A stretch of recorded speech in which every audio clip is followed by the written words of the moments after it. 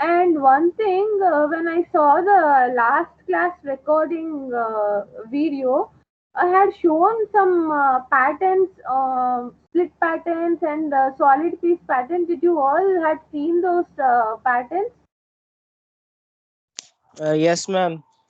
But in the video, it is not At the end, visible you to me. showed, ma'am. Yes. Like a glance, you showed, ma'am. Yeah, you had seen my face and the patterns in my hand. I didn't see that in the video. Yes, ma'am, we saw. Oh, We okay, saw, fine, ma'am. fine. Because it's in the college, I'm in home. Again, if you wanted to see, you have to go there and get. That's why. Okay? Okay. Right. Can you see the screen? This was Yes, the ma'am. last PPT and I didn't save those PPT. I just had a screenshot. So I'll just Hmm. show you the slides briefly. Just in 2 minutes, I'll show you what are all I had discussed. Okay. So what I had discussed was this was a syllabus and I had given a definition about the metal casting, right? And then I had shown So, about the ma'am, now yeah, college is closed, ma'am. yes. College is closed now, ma'am. No, they had given 1 week for work from home. 1 week work from 1 week to 10 days work from home for the faculty. So I think college is closed. I don't know about that. But because of COVID, one of the faculty Yes. got COVID. Okay, so right. So this is the application, and I had even discussed about the advantages and disadvantages of metal casting. And this is about the cope and drag. How do you place the drag and on how do you place the cope? And I had shown one of the GIF, and I don't have that PPT. I'll get you after going to the college. I'll get you, okay? And this is the casting terms, right from the sprue, pouring basin, sprue, runner, gate, cavity, riser. We had even discussed a brief discussion about what is the need of placing the core, and I hope you all had followed what is the need of core for manufacturing a hollow components. Okay, drag and parting line, right? And this is a picture about the core in the metal casting, right? And this is also the same picture, and this is the cross sectional view of the sand casting, right? And I had said about the name called chaplets. Chaplets are the metallic pieces to support the core. And one of the student asked me, if you use the chaplets, what happens to the joints, or what happens if you break it, right? It creates a weak joint, so that's why you have to calculate where there could be an you have to calculate the supported load, right? So then only after calculating the supported load, then at that position you will be placing this chaplets. After removal of the component from after removal of the solidified component, you will be breaking this chaplets, right? So this is the cross sectional view, and this is where the one picture shows the pattern is being placed after removal of the pattern. You can see the gate cuts that are being cut at the cross section of the cavity there, right? Then I had shown a slide about what is the choice of pattern material, like how do you choose that whether I can use on wood or metal or plastic or wax, right? Based on the requirement, size of the casting, dimension, your requirements, dimensional accuracy, your machinability, how many number of castings you are using from that pattern. So all these you have to consider when you are choosing a different materials for the pattern. Okay, right? So these are the pattern materials: wood, metal, ceramics, plastics, wax also. So yesterday I had given a wax as a pattern. So you had studied about investment casting. So now today I am please study about how do you use ceramic as an pattern material. Okay, and tell me.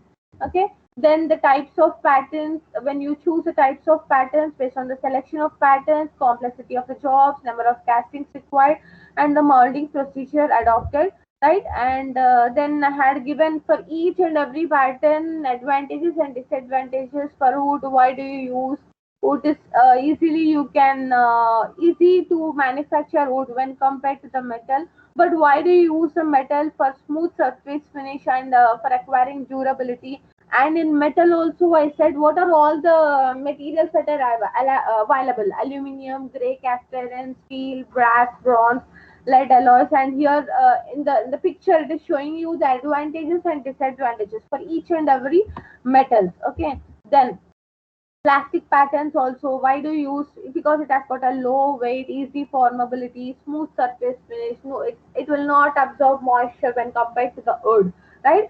So what are all the materials they are using? Cold setting, epoxy resistance. So all these we had discussed. Okay. So this was the molding procedure, one of the GIF what I had shown, right? Right. So today's class is about types of patterns. Okay. Are you all followed with the last session? Are you all followed with the last session? Any doubts, you can just text me in the WhatsApp. I'm giving you the message or whatever material I have, I will give you back. Please, if you have any doubts, you can text me, right? So now, this is the types of patterns. The first one is a single piece pattern, split pattern, loose piece pattern, right?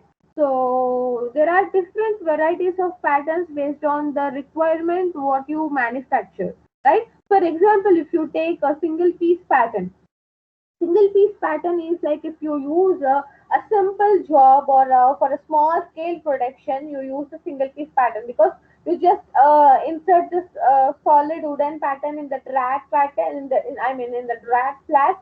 You fill it with the sand and then you put the coke box, right? So simply you just remove the pattern from the drag and you create the cavity.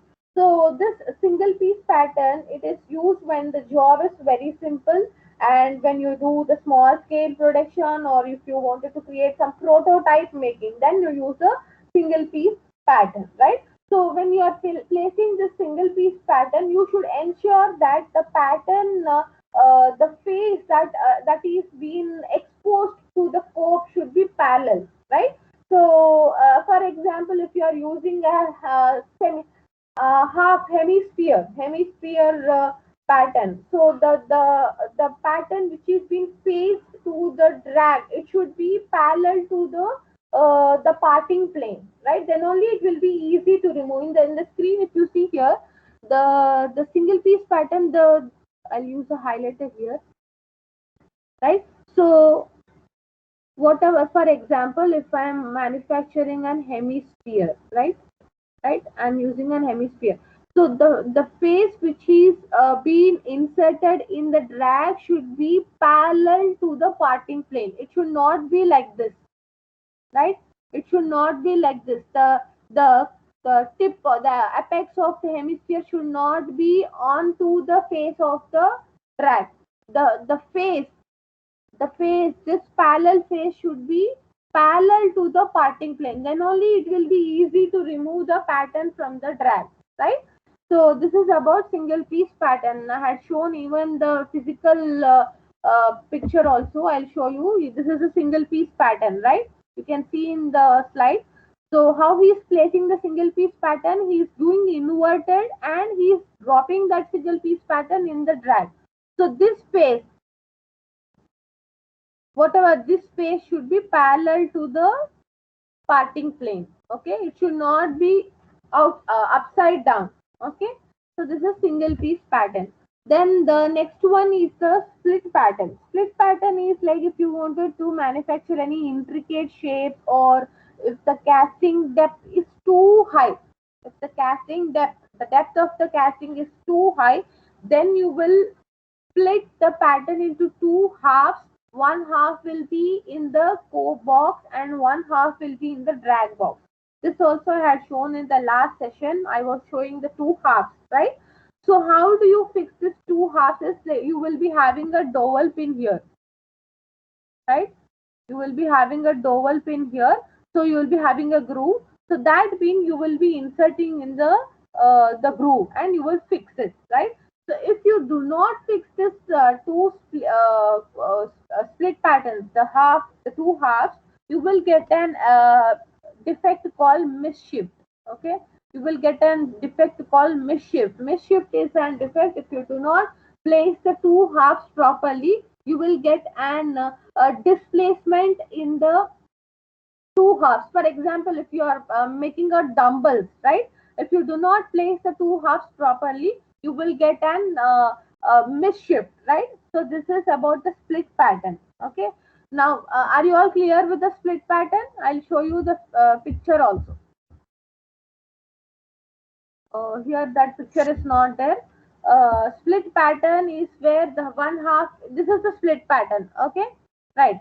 So the next one is the Ma'am, in the picture, ma'am, you shown in that you, yes. that third Yeah, diagram is yeah. Here the it is there. It is there. Here it is no, there. I didn't not see that this one. one. Second one. This one. No, this one, ma'am. Right side. This is smash plate pattern. This is smash plate. Okay. This is match plate pattern. Split pattern will be like this. One half will be, for example, it is like this. Okay, whatever I'm drawing. Okay, Okay. the other one will be the mirror image. Okay. Ma'am, in Okay, this also it is this same, also ma'am. can be used. This can also be used as a two-piece or splitted pattern, right? One piece will be, right? This piece will be in the scope. This will be in the Okay. drag, right? Whatever I'm showing in the cursor, please see it. This will be in the scope and this will be in the drag. This is a cross-sectional. You can see the component, how it is manufactured here, Yes, ma'am. right? Is it clear? Yes, ma'am.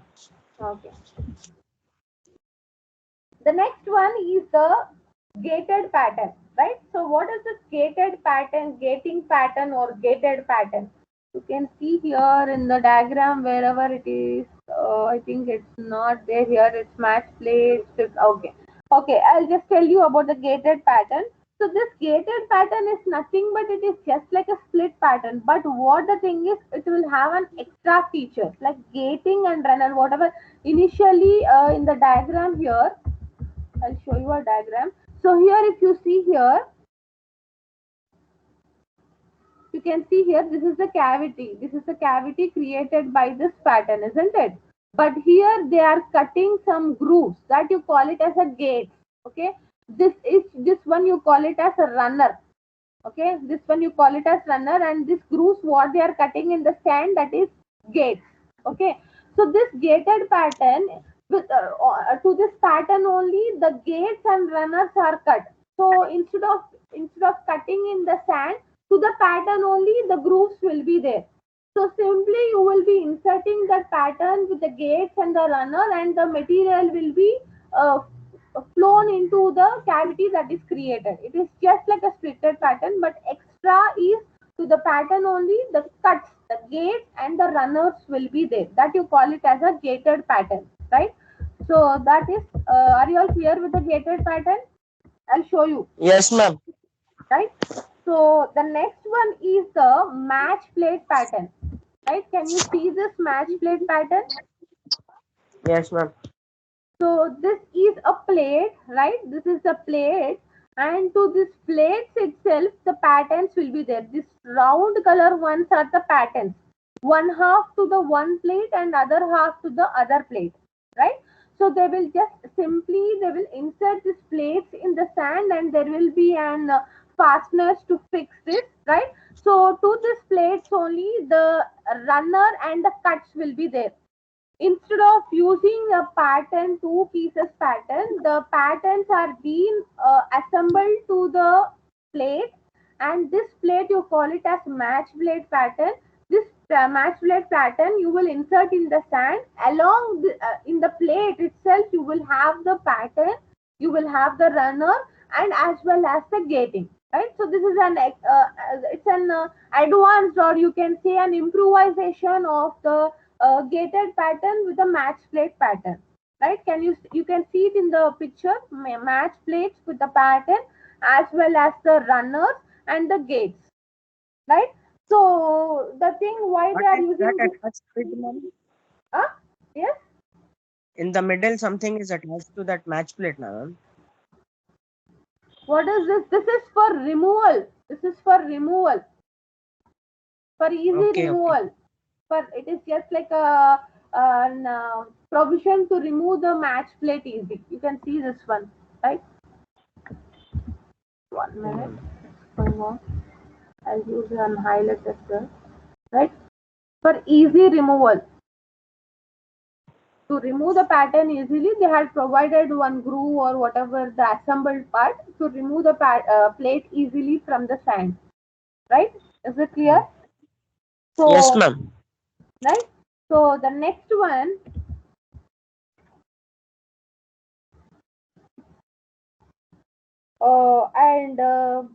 this match plate pattern, generally they do the machine beds. Your lathe machine beds are manufactured by using this match plate pattern, because all the shapes, everything is being assembled to the plate. Simply they will insert this plate and they remove it.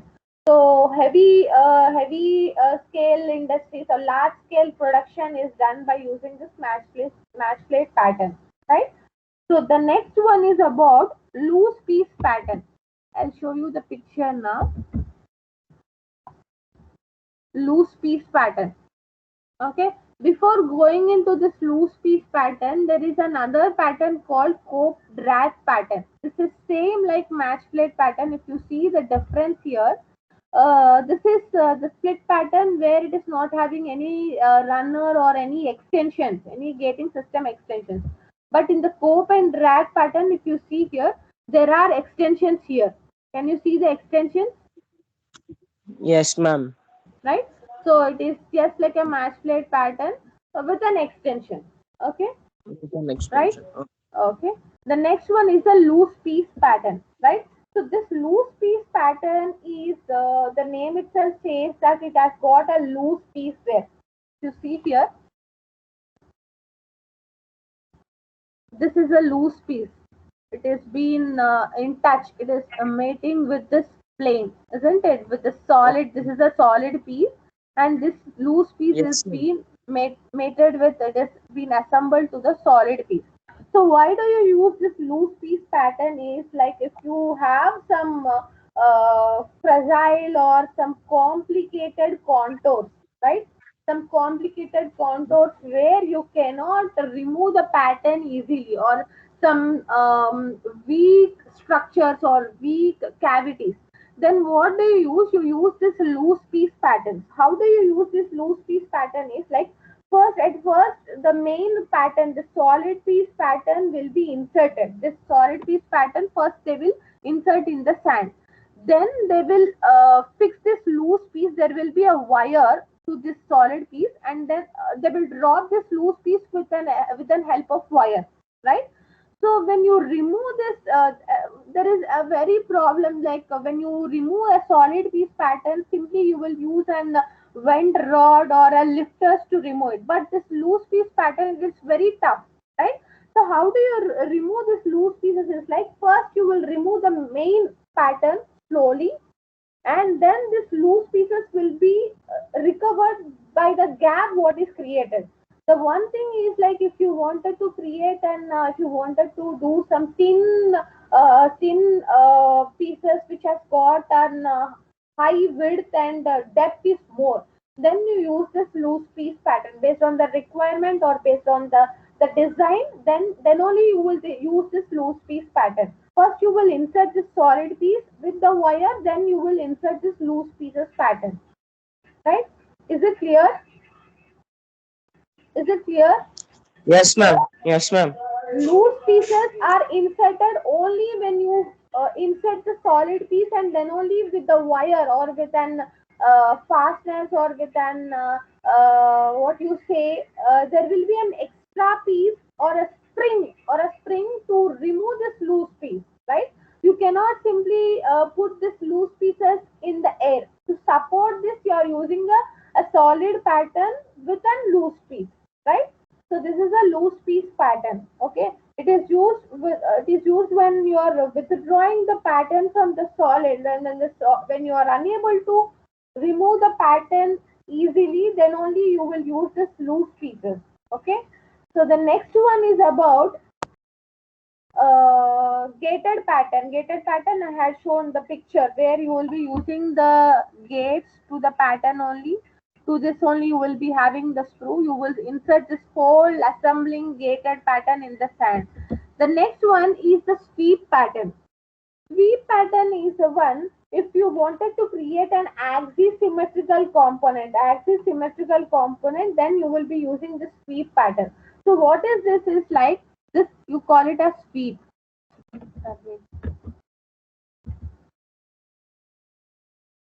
Right? This you call it a sweep. This is the sweep. Okay. To this sweep, you will be using a pattern. You will be fixing the pattern. So this sweep will be rotating. Right? When this is rotating, this solid or whatever the wooden piece or the wooden pattern will be rotating. So when it is rotating, you will be getting an axisymmetrical pattern. If you wanted to, for example, the best example is the bell in your temple.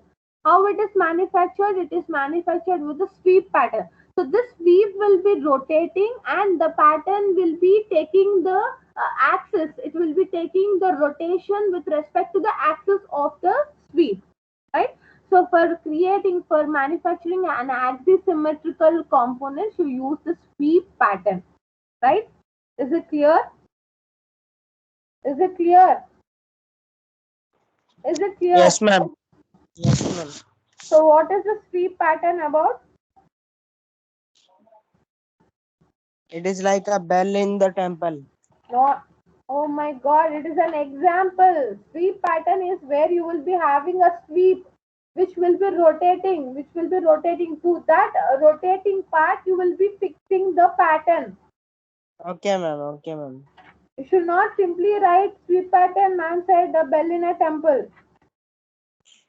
Yes, Right? ma'am. It is like an Sweep example. pattern is used to sweep the complete casting by, I'm reading the definition for you. Sweep pattern, it is used to sweep the complete casting by means of the sweep, plane sweep. These are used to generate the large shapes which are axisymmetrical with an axis. The example is cylindrical or a bell-shaped component, right? So here you will be, this pattern you call it as a three-dimensional pattern, right? Yes, ma'am. Three-dimensional pattern where it is an axisymmetrical. Generally, for large type of castings or an with an axisymmetrical shape, right? Generally, the piston is also made with a sweep pattern, right?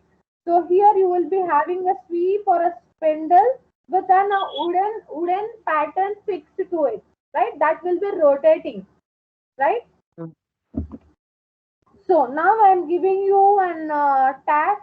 I would like to in the next session, I will ask you about the segmental pattern. This is not there in the syllabus, but please note about the segmental pattern, and anyone can give about this, any seminar or any just a note about the segmental pattern in the next session, right? Okay. Segmental pattern, right? Hmm. Then we missed anything. I had said about single piece, match plate is done, cope and rag done, strip done, split done, loose piece done. Yes. Now skeleton pattern, right? Skeleton pattern is, I don't have the picture for this. The skeleton pattern you can see in the screen, right? So the name itself says that skeleton pattern will have an pattern with made up of wooden strips. Okay, wooden strips will be there. To this wooden strips, what you will do, you will pack it with a sand or with an wooden pieces, sawdust or an wooden pieces. After packing with the sand, right, after taking the required shape, you will use this as a skeleton for making the other pieces, right? So what you do, you pack this wooden strips with the sand, you will tighten it with the sand mixture, right? So this skeleton will be used for making the other prototypes, right? So for this generally for large sizes, for the large sizes bed, you will use this skeleton strips. You will you will fill it with the sand, tighten it with the sand, and that you will you will wait it till the moisture content is escaped or the moisture content is evaporated. that sand mixture, whatever the tightened sand skeleton, that you will use it as a pattern for the next casting, right? So this skeleton pattern is used for making the prototype of the pattern, right? The previous single piece or the match blade pattern that are made for making directly for making the product, but the skeleton pattern is for making the prototype of the pattern, right? For making the prototype of the pattern, you will make an skeleton, right? You will make a skeleton with an wooden pieces. To that you will dump it with the sand, you will tighten it with the sand, and that tightened sand pattern you will use for next type of the pattern. For example, if I wanted to make a metal pattern out of it, if I wanted to make an wax pattern out of it, I need a shape, right? So to create the prototype, you use the skeleton pattern, right? Is it clear? Is it clear? Yes, ma'am. It is just like if you are doing an construction in your house, what you do, you first create an wooden planks. To that you will pour the cement, isn't it? First you need some shape. The wooden pieces or Yes. whatever the pieces, you will fix it, and to that you will pour the cement, and you will wait till it gets solidified, and then you will get the pillars, right? The same thing is the skeleton pattern here, right? The last one is the follow board pattern. And please do not think that ma'am is insisting, ma'am is explaining each and every part, she's repeating, because this types of patterns is very important. Now in the class, in the offline class, I used to get it and I used to show you. But in online class, it is very tough. You have to understand it, right? My main motto is you have to understand the subject thoroughly. Even in your dreams you should tell the answer for the whatever I'm telling, because manufacturing is an art of mechanical engineering. Without manufacturing you cannot get rid of it, right? Right, the Yes, last ma'am. one is the follow board pattern. Follow board pattern is the where you will use this is if you are using any weak patterns, if you are unable to withdraw the pattern easily, if you are using a weak pattern, you will be using a follow board, or it is a support to the pattern, that you call it as a follow board pattern. So this is like where to the bottom of the pattern only you will be fixing a bottom board. To the bottom of the pattern you will be fixing a bottom board to support it or to fix it, right? So it is closely fit to the weak pattern. When you are removing the pattern from the sand, first you will remove the follow board, slowly you will remove the weak pattern without damaging the cavity. You will slowly remove the pattern along with the follow board, right? So in your gate questions, they may ask you which type of pattern is used for the which type of pattern is used for manufacturing of weak components. Then you have to tell the options could be follow board, loose pieces, right? Both are used for the weak and fragile components, right? Is it clear? Is it clear?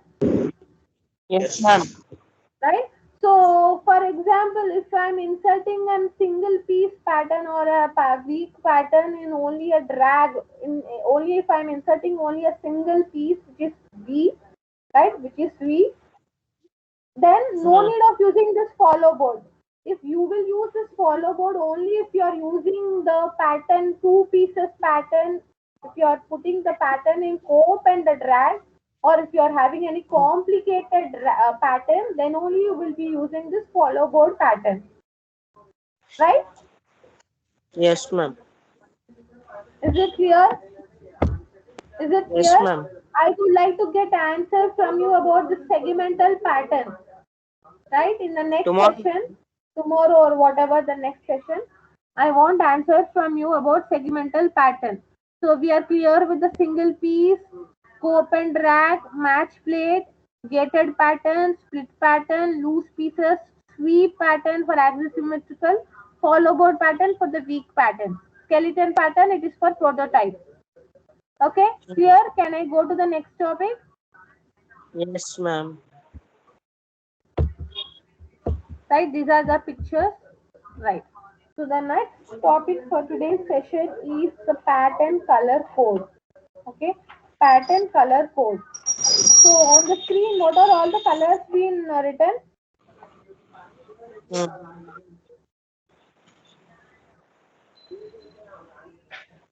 What are all the colors Red, written? red, yellow, Yes, black. ma'am. Red, yellow, black. Don't say yes, yes, yes. Please tell me the answer. What are all the colors written on the screen? Red or orange, yellow, black, yellow, Hmm. stripes on Green,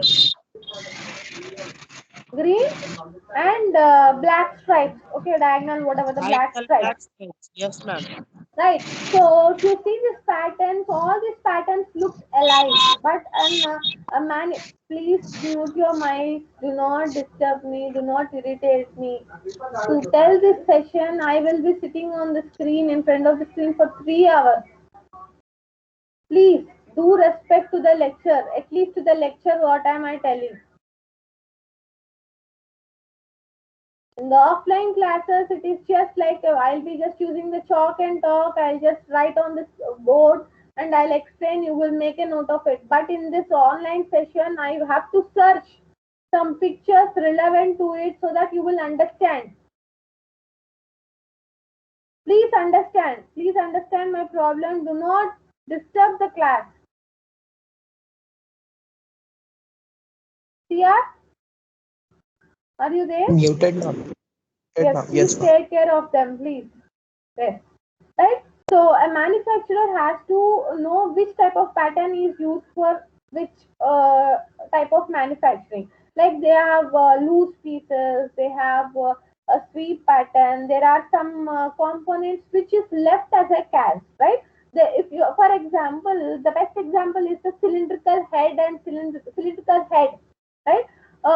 Where you will be using a sand casting. So some parts are left as cast, some parts you need to do the finishing or machining to be done, or some parts has to be done. Some parts like some faces will be having a taper, right? In order to remove that taper, you need to do still machinability, or you have to do some finishing operations, right? So a manufacturer has to know which places, which surfaces has to be finished, which surfaces has to be left as a cast. So for that, they will be giving a color to the pattern, right? So the red and orange color is given for the surfaces that are not to be finished, which has to be left as a cast. The yellow color is given the surfaces to be machined. Still machining has to be done.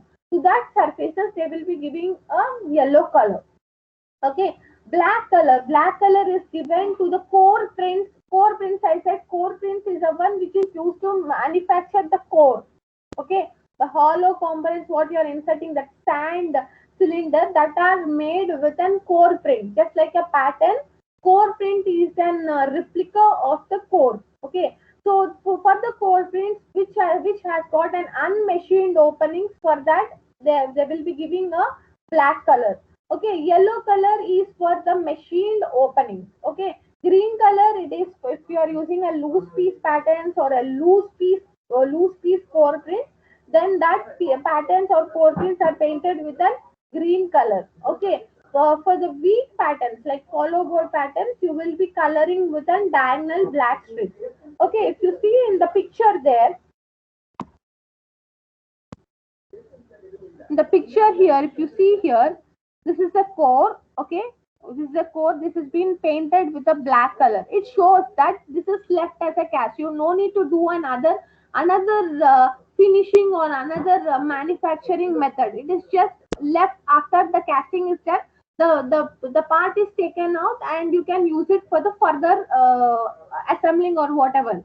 But if you see here, there is a yellow color being painted. Why it is painted with yellow color there? Can you tell me? Why it is? You don't tell me yellow is for machining. The machining is done. Why? What is the yellow color being painted there? By seeing that picture, you should tell me. Ma'am, it provides support for. No, it is not support. See it thoroughly. Ma'am, And it's ends, ma'am. Yes, and whatever, there is an yellow color paint. Why it is done there to that component?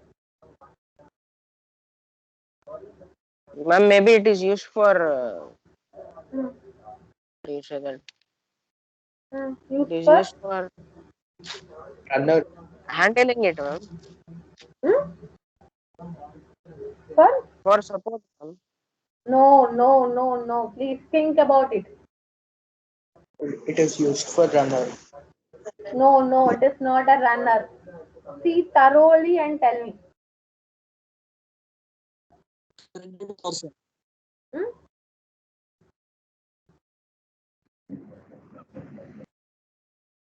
In the screen itself, I had given a clue. Yellow color is for.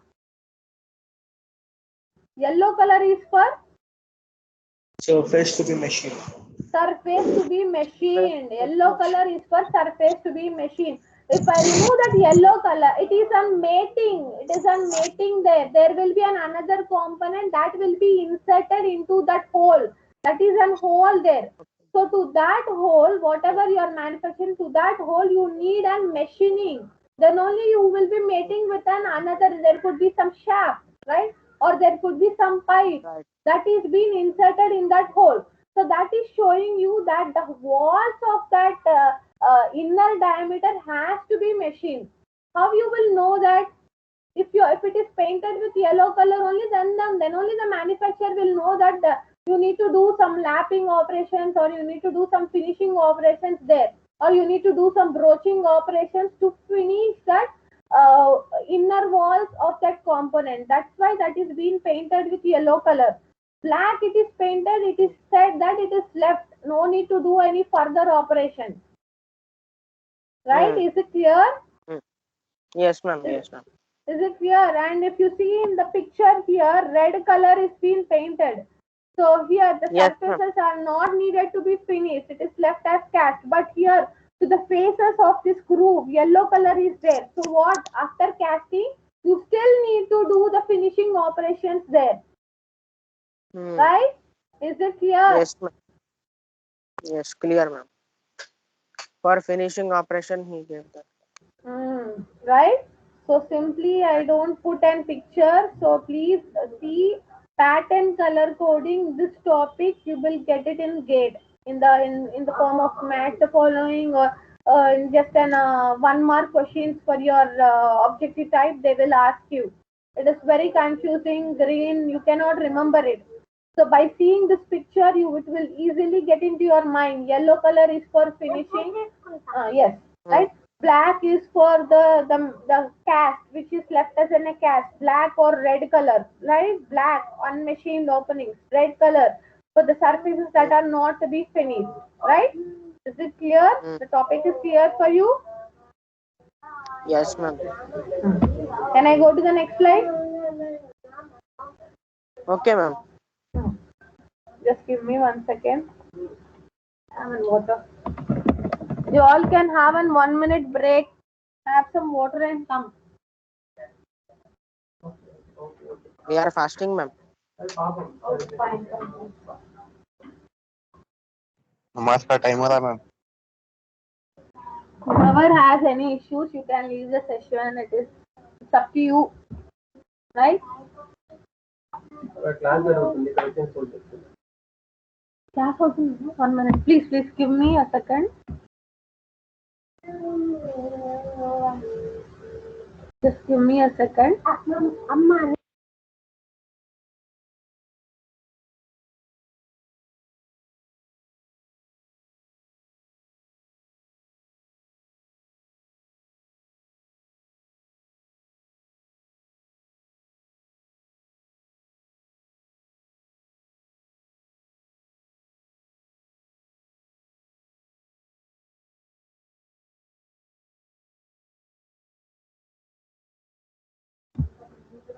In between, please see this video,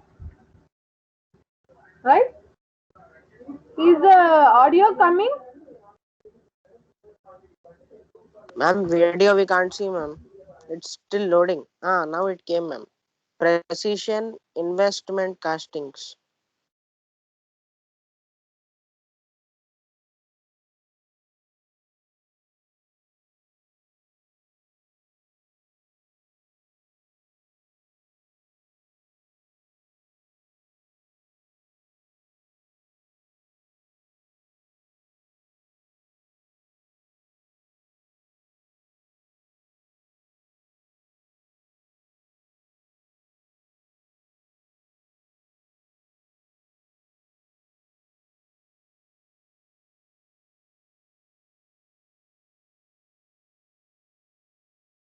Audio is not Can you coming, see ma'am. the video? Audio is not coming. Just see the video. Okay. Okay, ma'am. Hmm.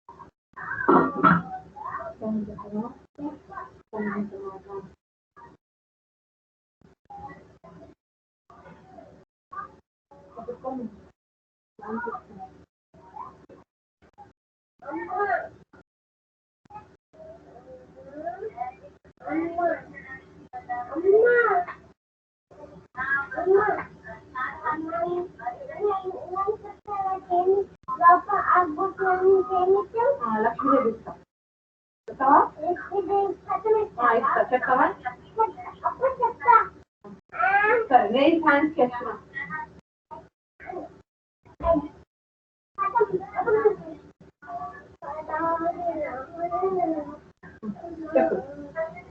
చెప్తావా చెప్తావా చెప్తావా little finger చెప్తావా చెప్తావా ఉండు ఉండు.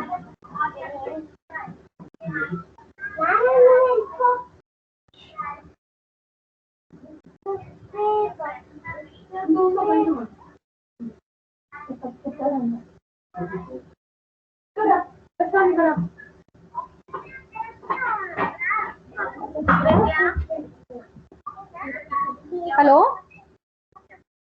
Hello? Yes, ma'am. Yeah, listen. Listen. I mean, saw the video? Yes, ma'am. But the video was like it was coming stucking. It was Okay, okay, fine. Okay. I will explain about investment cash.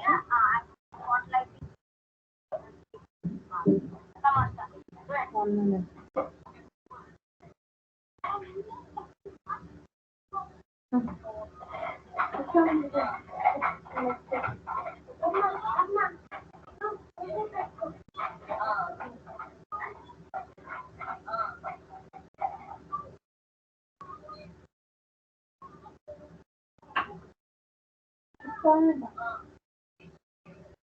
Right. I'm sorry for the disturbance. Yes. Right. So we are here pattern color code. Right. So the next topic for today's session is about pattern allowances. On the screen, what is written? Can you hear? Can you read for me? pattern Strict. allowances, Hmm. shrinkage allowance, machining allowance, draft allowance, Hmm. shake allowance, distortion allowance. Hmm. Shrinkage allowance. rule for cast iron is 1 by 8 No inch. need to read. No need to read. I will explain. Okay. The shrinkage. What do you mean? What do you mean by shrinkage?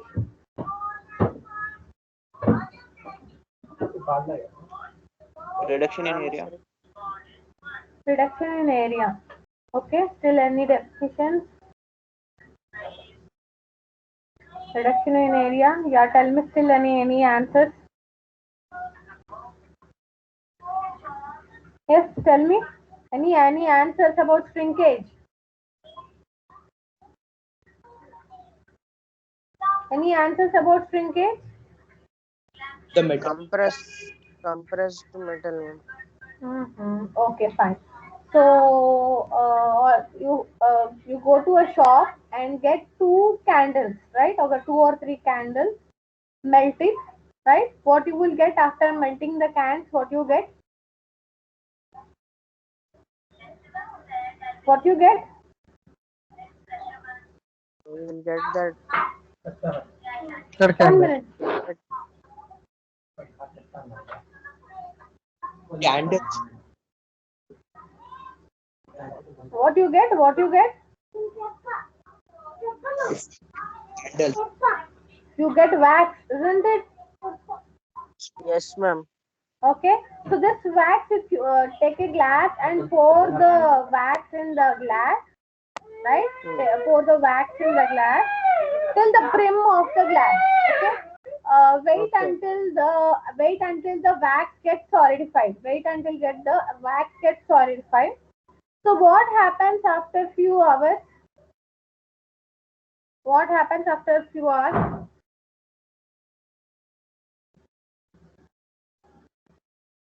It will shrink. It will shrink, isn't it?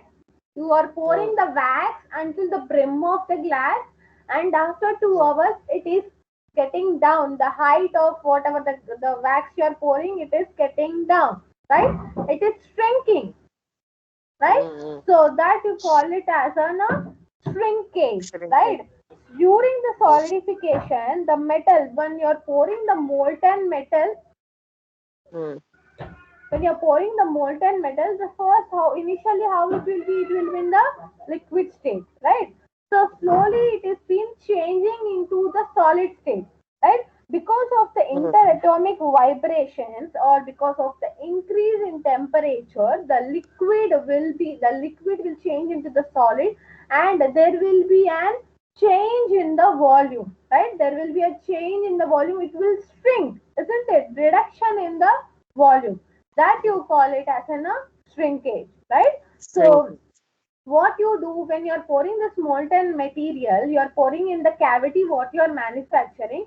If you give exactly the same dimension or 10 for example, if you wanted to manufacture a pen of a 10 length, if you're giving the cavity of exactly the 10 length, because of the shrinkage, what will happen? There will be a reduce in the size, with a reduce in the product what you are manufacturing because of the shrinkage. If you're giving the same exact 10 length, there will be a change in the dimension. So that's why you will give an allowance. You will give an extra allowance to the pattern what you are manufacturing. So this allowances, do remember, this allowances you will be given to the pattern, not to the cavity. When you are creating a replica to the shape what you are creating, how you are creating with the help of a pattern. So you are giving an extra dimension to the pattern, and that you call it as a shrinkage allowance. And this shrinkage allowance, it depends upon the molten material what you are pouring. For aluminium, the shrinkage will be different. For the steel, the shrinkage will be different. For gold, shrinkage will be different, right? So the shrinkage allowances for giving to the pattern depends upon the molten material what you are pouring, right? So in the diagram in the screen I had given, for the cast iron, a shrinkage rule for the cast iron is 1 by 8 inch longer per foot than a standard rule. If a gear blank of 4-inch diameter was planned to produce, so what you will do for 4-inch diameter, you will be giving a half inch extra. as you are using a cast iron as a material, for cast iron, shrinkage allowance 1/8 inch, right? So what you will do, 4 into 1/8. So how much you will get? 1.5. So 4 plus 1.5 allowance you will be giving to the pattern. Is it clear? Is it clear? Yes, ma'am. Ma'am, can you explain once more, ma'am? Which one you want? The example you want or the definition you want? Example. Example. See, for example, if I wanted to make a gear, okay, gear which is made up of a cast iron. For the cast iron, the shrinkage allowance will be 1/8 inch or whatever the numerical. Okay, 1/8 inch. So that 1/8 inch, I will be multiplying to the dimension what I wanted to manufacture. So 4-inch diameter of gear I want to manufacture.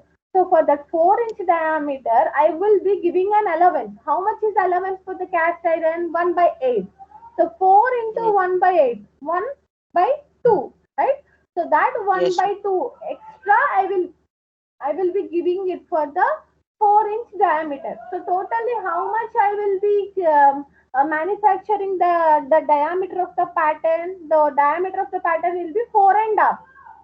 But the diameter of the gear what I wanted to manufacture is 4 inch. After the shrinkage, it will get to the 4. If I give exactly the same 4-inch diameter of the pattern, you will be getting 3.5, right? So that's why you will be giving a shrinkage allowance. Is it clear? Yes, ma'am. Right. So the next one is what I had given, machining allowance. This is very clear. What is this? By name itself, you can understand this machining allowance. What is this machining allowance? Machining allowance. Generally, when you are doing the sand casting or any casting, you will not get a perfect surface finish, isn't it? You will be getting an uneven section or some grooves or some dots onto the surface, right? If you do not want to do any finishing operations, you will leave that and you will use it. But if you wanted to do any machining operations or finishing operations, you need to provide some extra allowance to that. If you remove the parent material right from the casted component, you will lose the dimension, right? In order to avoid that, you will be giving an extra or an extra allowance that you call it as a machining allowance to compensate that machining on the casting surface or to the inner surface. You will be giving an compensation that you call it as machining allowance. Generally, the range of this machining allowance will be from 2 mm to 20 mm, right? Based on the design or based on the manufacturing method, the range will be from 2 mm to 20 mm. Is it clear? For machining allowance, na ma'am? Yes, for machining, for good surface finish or for maintaining the perfect dimensional accuracy or for machinability or any groups if you wanted to do. If you give the exact dimensions, you will be losing the dimension. If you so 20 mm diameter, if you give 20, if you do finishing, if you do cutting operations or if you do any lapping operations, that layer will be gone, isn't it? If you give 22 mm more, that 2 mm uh, will be compensated. For example, if I wanted to manufacture a cylinder, the cylinder that will be manufactured in the casting, but the layers what I wanted to finish, I will take that cylinder to the lathe machine and I will finish it, isn't it? So that 2 mm, if you give an extra compensation, you will get an exact dimension, right? Yes, Is ma'am. it clear? Yes, Is it ma'am. clear? Hmm. The next one is the draft allowance, right? So this draft allowance, what is this meaning called draft? What is meant by draft? Just search it in the Google and tell me what is the draft.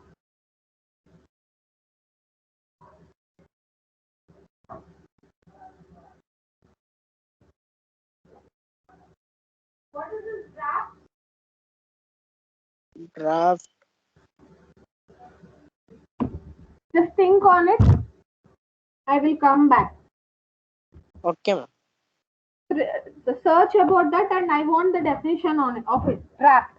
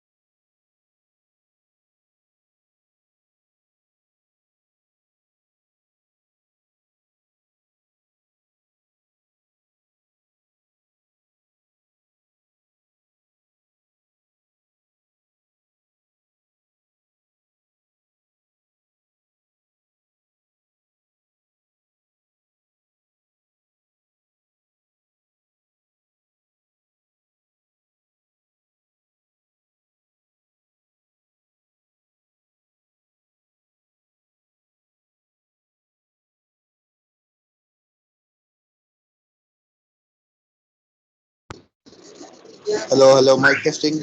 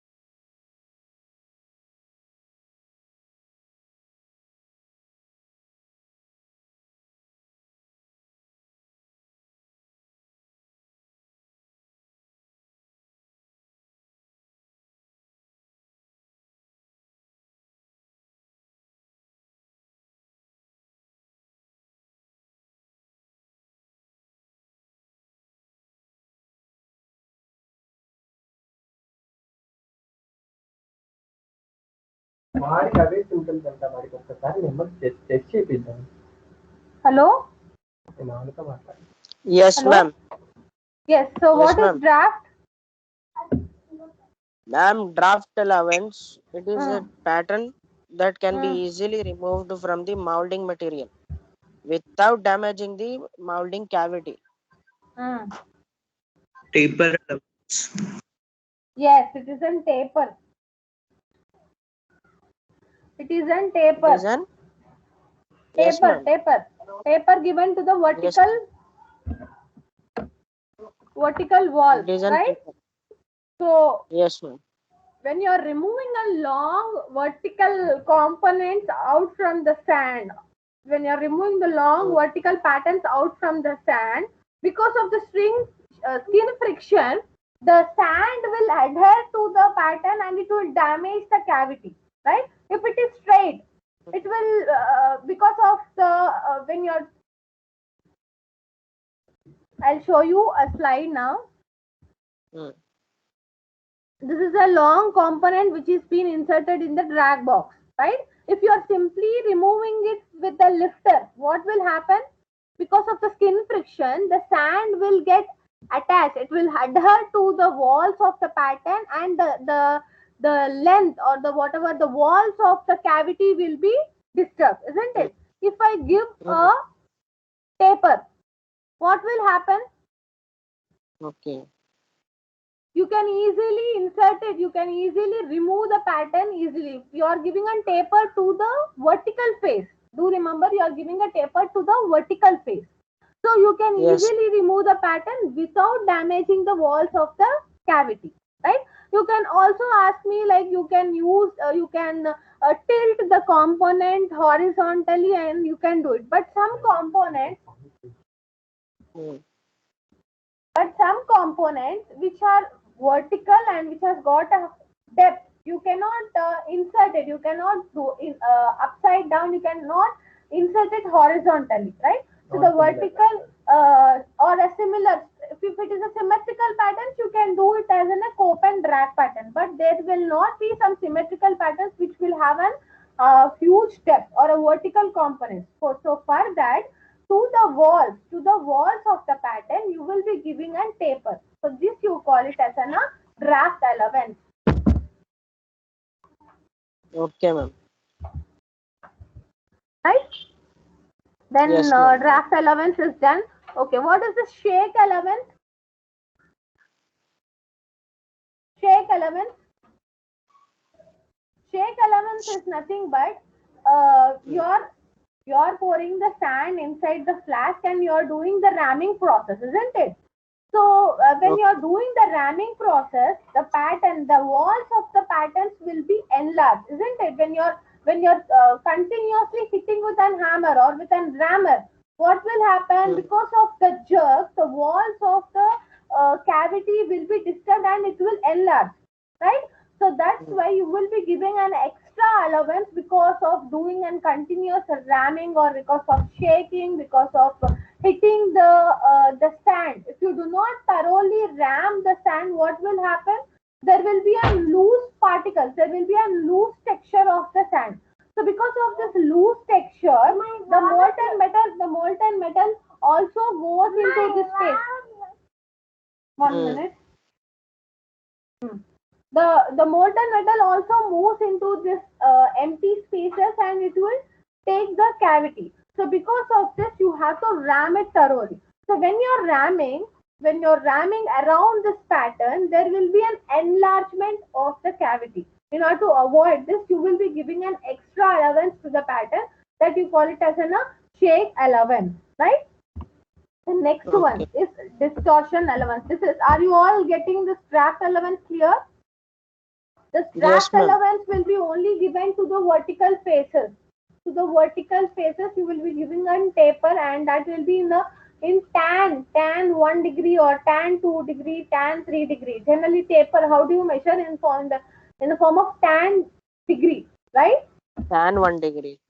Or for example, I am just telling you, if they wanted to give a 1 degree taper, they give it in the tan 1 degree value. Tan 1 degree, how much about the value you get, that they will add to the vertical dimension, and they will manufacture the pattern. For example, tan 1 degree is 0.02, right? The vertical height of the component is 20. So 20 plus 0.01 will be the draft allowance to that vertical face, right? Okay. The next one is the distortion allowance, right? So distortion allowance is where due to the coefficient of thermal expansion, when I'm pouring a molten material, for example, if you see in the screen, if I wanted to manufacture an U component. Okay, ma'am.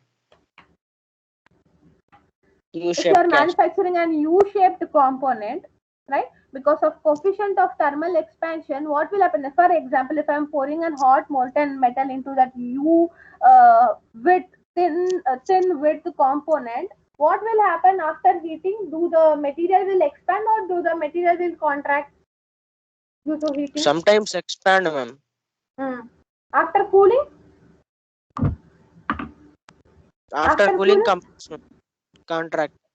Okay, so what will happen if I use an U component there? Directly U, if I am inserting there, U-shaped component, it will distort, isn't it? It will distort because of expansion, right? So what I do, I will give a negative allowance. I will give a negative. First, I will do a trial here, right? So first, I will directly use the U pattern without any allowances. I will just insert that U pattern, right? I will remove the pattern, and I will pour the molten metal. If I am getting the component straight U cut, okay, if well enough. But if I am getting a distorted shape, or negative or positive deflection, so if I get a positive deflection, I will give a negative allowance. If I am getting a negative distortion, I will give a positive allowance. This you call it as a distortion allowance, because of heating, because of the molten, because of coefficient of thermal expansion, the material gets expanded, right? So if I give directly the same U-shaped component or the U-shaped pattern, you will get a deflection, right? You will get an inclination from the vertical face.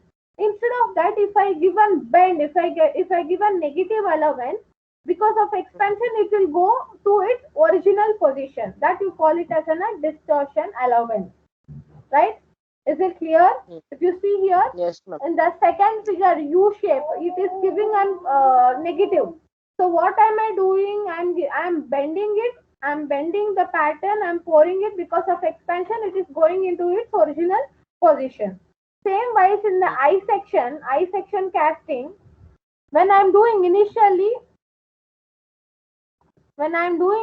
what I'm getting a bump here, right? So what I'm giving, I'm giving a positive allowance, so that you will get a straight I section here. Straight eye faces to the I section, right? This is about distortion allowance. During the cooling, whatever I'm putting on the slide, I'm reading for you. During the cooling of the mold, the stresses will be induced, right? Yeah. I think you all had a subject called material science, isn't it? In the material science, they do to relieve the stresses. They do a different methods like off tempering, stress hardening, Yes. all these stress relieving methods. Can you tell me what are all the methods? Normalizing. Normalize Yes. cost tempering. Off tempering.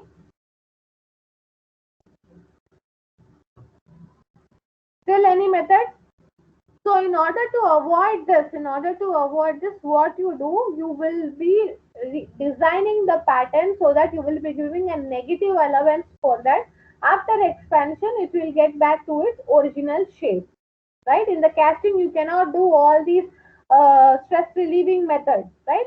So instead of that, if you give a negative allowance to the pattern, so you will be getting an exact shape. Right? Okay. Okay. Right? Yes, Is ma'am. it clear? This is distortion. So in your gate question, they will ask you which type of allowance is a negative allowance. So the answer will be distortion Positive allowance. distortion. Whereas in shrinkage allowance, shake allowance, machining allowance, you are giving plus 2 mm or whatever plus you are adding. But in distortion allowance, you will be giving a negative allowance. Then it will go back to its original shape. Is it clear? Yes, ma'am.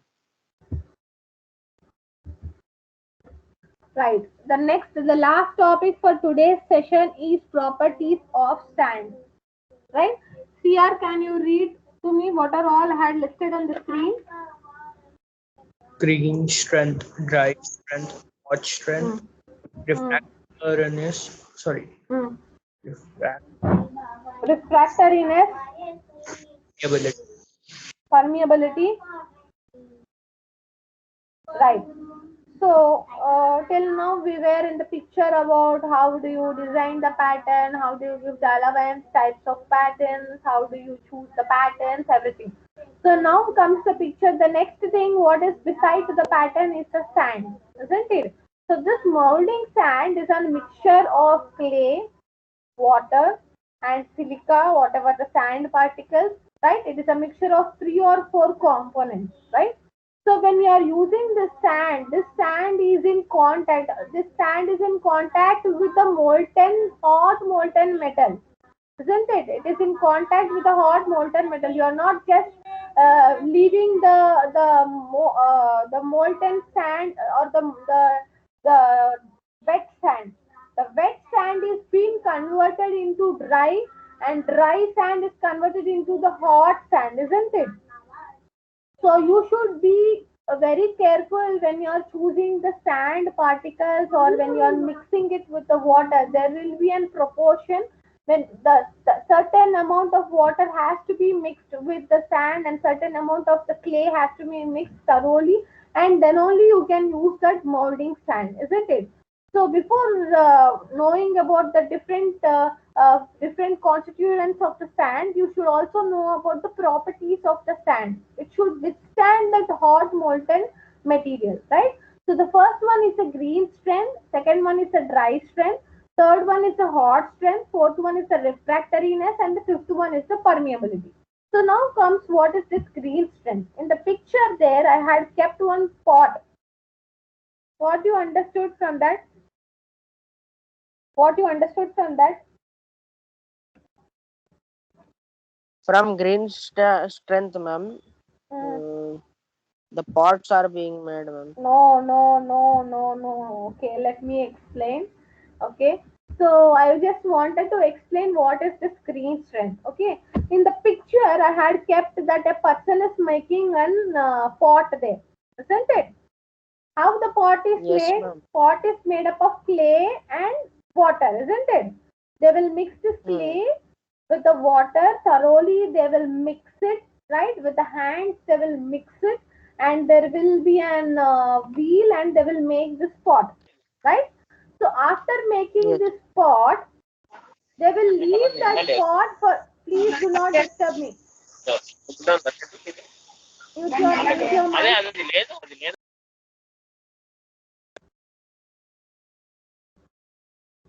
Ma'am, Can go I on, tell ma'am. now? Can Yes, I ma'am. tell? Yes.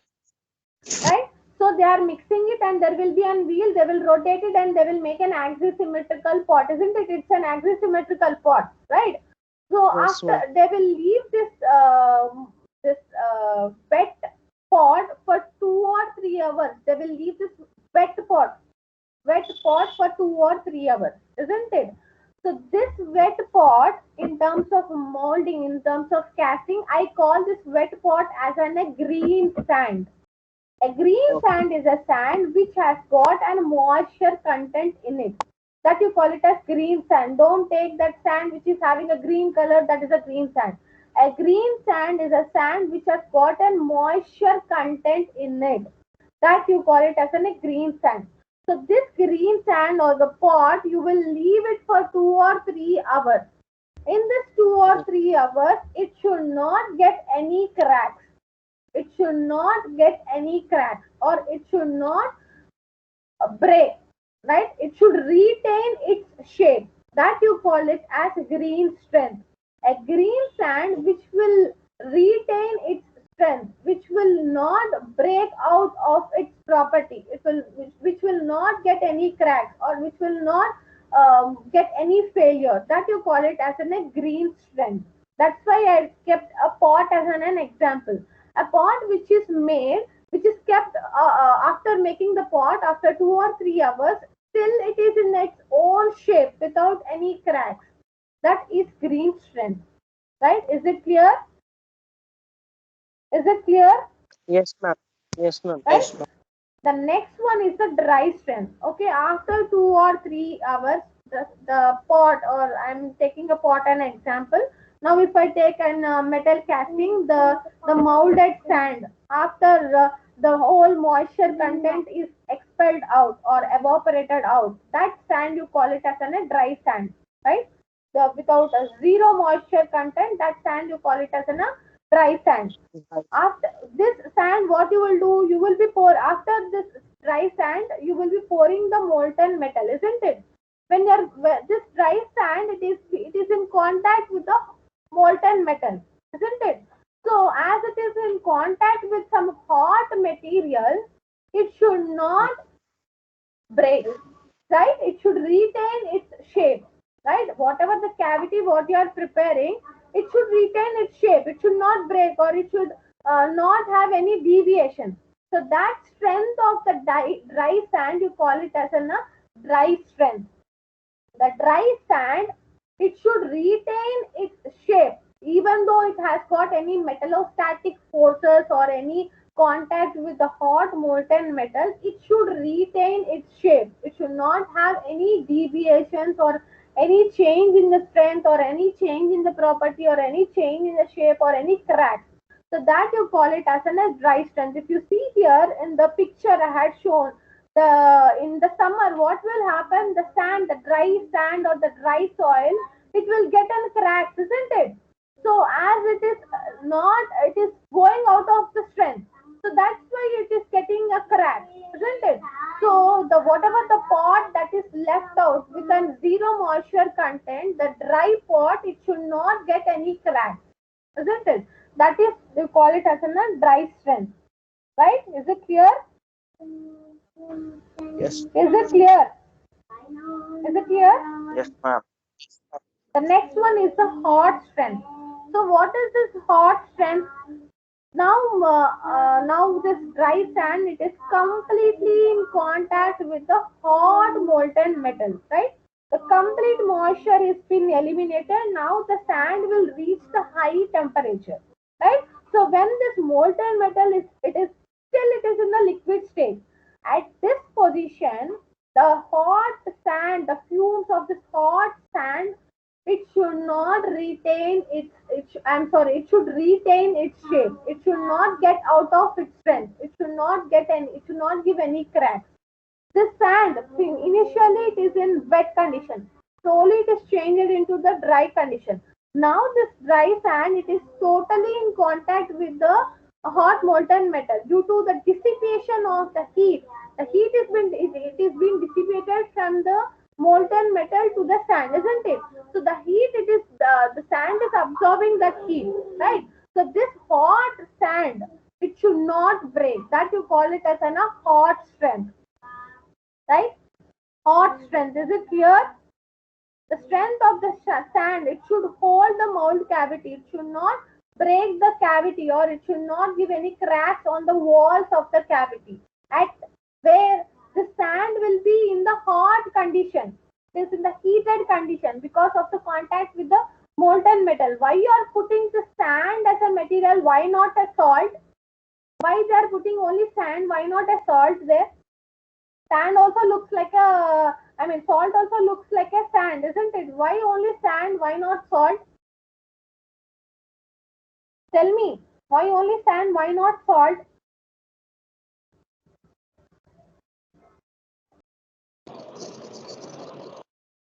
Salt will mix with the material. Salt will mix. Salt, when you are pouring with an hot mortar, it will melt it, and it will also be as a liquid, and it will be in contact with the molten metal, isn't it? Salt will melt, isn't it? But sand will not melt. Sand will give the strength to the cavity, but salt cannot give the strength to the cavity, because in the hot heat, high temperature condition, the salt also will melt, and it will melt with the molten material, and you will not get any shape out of it, right? Is it clear? Is it clear? Yes. Is it clear or not? You Yes, understood ma'am. the difference between the hot strength, dry strength, and the green strength? The rest to refractoriness, permeability is very easy, but you should know the difference between the green sand, dry sand, and this hot strength. Right? This, are you clear?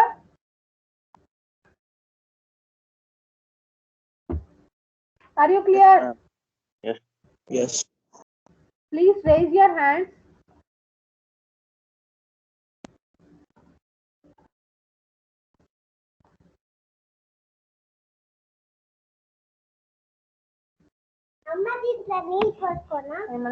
Class చెప్తున్నాను. Is it clear? Anyone is having a doubt between a hot strength? That's why I kept a pot as an example here. After baking the pot, what you will do after leaving it for 2 or 3 hours, you will bake the pot, isn't it? So baking the pot is nothing but you're heating the pot. When you're heating the pot, there will be a zero moisture content, and that pot will be heated up. So at this heated conditions, you should not get any cracks. That you call it as a hot strength. Right? Is it clear? Yes, ma'am. Right. Then the next one is a refractoriness. Refractoriness is nothing but the ability of the molding material to withstand with a high temperature of the molten metal.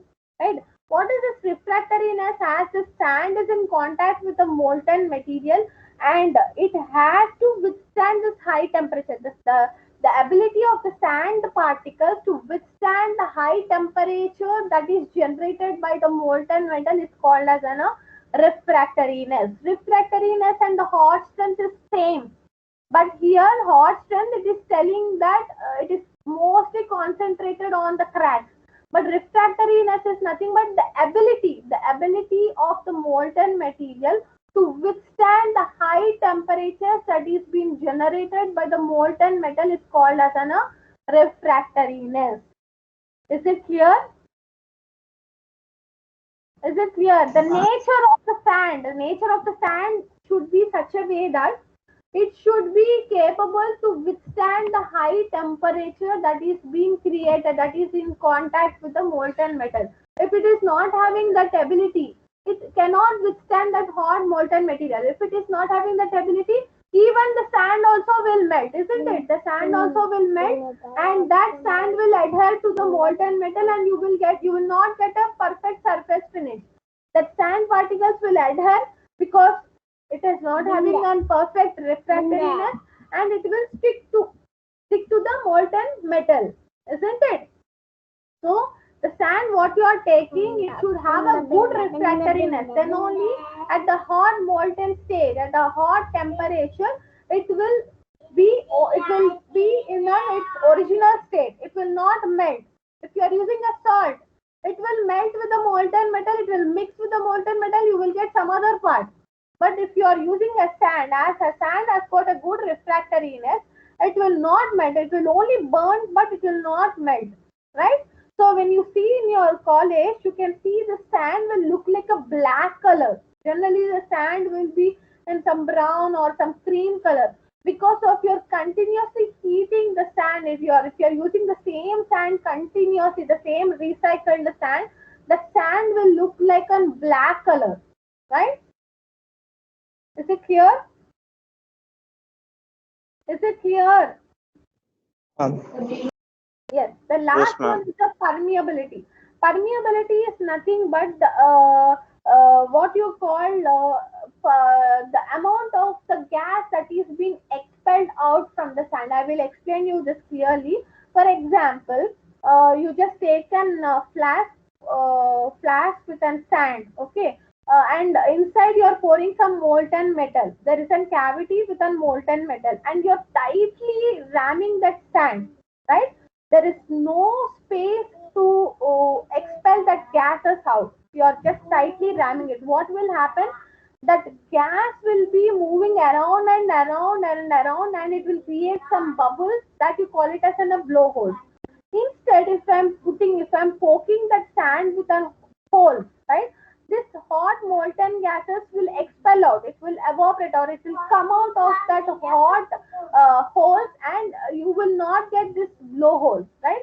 That you call it as a permeability. Permeability is nothing but you are giving permission to allow that gases out, right? You're giving some holes to the sand flask such that the hot gases will expel out. If you're not allowing the hot gases, it will lock inside and it will create a bubbles or a blowholes inside that, right? So that's why you call it as a permeability. A sand what you're choosing when you're doing a ramming, too much ramming is dangerous because too much ramming, too much tightening, you cannot give there will not be any space, and heat the sand core particles of the sand will be bonded each other. It will be tightened each other, and there will be a locking of the sand particles, and the gases will not escape out.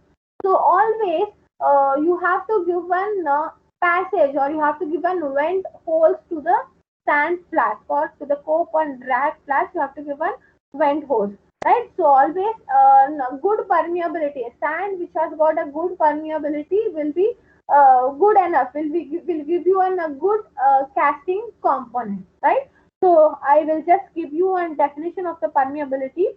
During solidification, large amount of the gases expels out from the mold. So these gases, if you do not allow it to escape, it will be trapped onto the surface, right?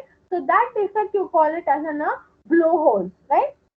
So the amount of gas evolution capability in the molding sand that you provide, that you call it as a permeability, right?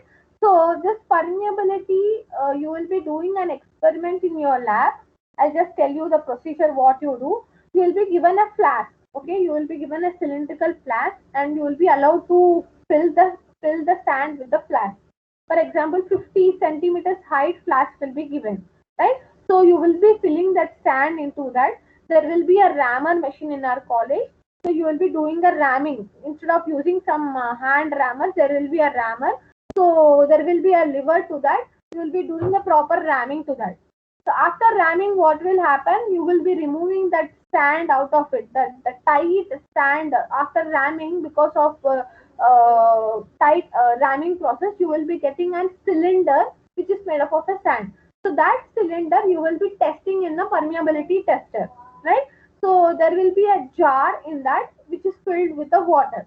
So you will be closing that flask with the water, and the gases will be expelled out. After the complete gases will be expelled out, you will be taking the reading. So that reading will be showing the how much amount of the gases is being expelled out from the sand. This experiment I will show you in the college, or I will take the video and I will post you. You will understand. So permeability is nothing but the amount of the gases that is being expelled out from the sand is called as a permeability. If you will give a good permeability, the gases easily it will escape out. Less low permeability, you will get a blowholes. That the gases will be moving here and there in the cavity, and it will be trapping onto the outer surface of the component, right? So a good sand we should have a high green strength, dry strength, hot strength, and the ability to withstand the high temperature and high permeability, right? So these are the properties of the sand particles what you are choosing, right? Is it clear? Is it clear? Yes. Yes, ma'am.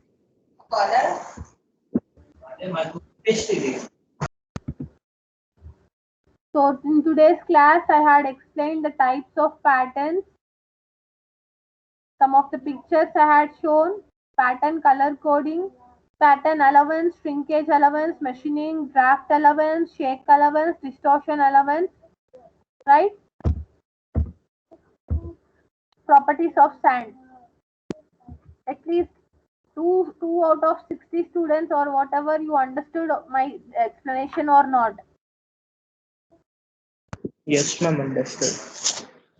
right? So now time is 12:13. Anyone who wants to give on investment casting, you can give now.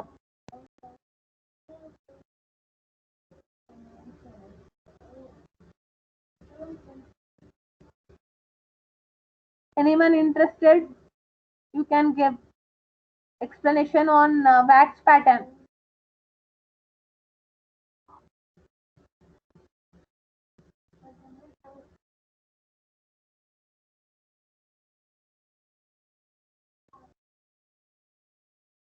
Yes.